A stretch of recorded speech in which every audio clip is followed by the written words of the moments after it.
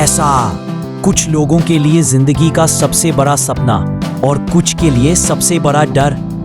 लेकिन असली सवाल ये नहीं है कि हम कितना पैसा कमाते हैं, बल्कि ये है कि क्या हम अपने धन पर नियंत्रण रखते हैं या धन हम पर नियंत्रण कर रहा है।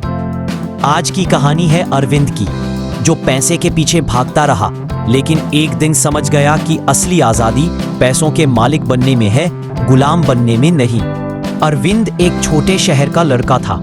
बचपन में उसने गरीबी देखी थी, फटी किताबें, पुराने जूते और माँ बाप की उम्मीदें। उसने ठान लिया था जब बड़ा होऊंगा तो खूब पैसा कमाऊंगा ताकि कभी किसी चीज की कमी न रहे।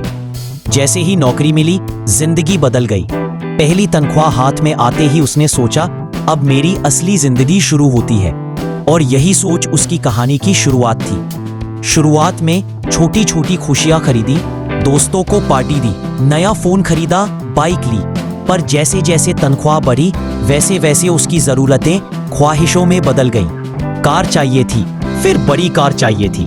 मोबाइल हर साल बदलना जरूरी लगने लगा। हर वीकेंड रेस्टोरेंट जाना, ब्रांडेड कपड़े पहनना उसकी आदत बन गई। दोस्तों और रिश्तेदारों ने कहा, वाह अरविंद तो खूब आगे निकल गया। लेकिन सच्चाई ये थी कि उसके बैंक खाते में बचत शून्य थी। अरविंद ने दिखावे की जिंदगी जीनी शुरू कर दी। क्रेडिट कार्ड स्वाइप करना उसकी आदत थी। ईएमआई पर सब कुछ खरीदता, फर्नीचर, टीवी, कार, यहाँ तक कि छुट्टियां भी।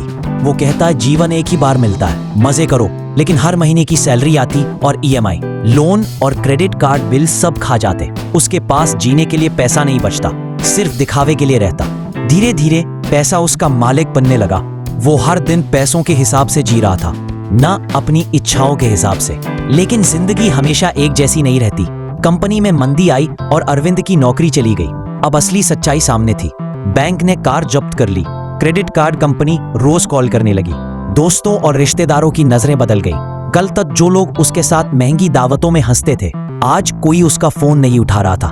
पैसा, जिसे उसने अपनी ताकत समझा था, आज उसका सबसे बड़ा दुश्मन बन चुका था।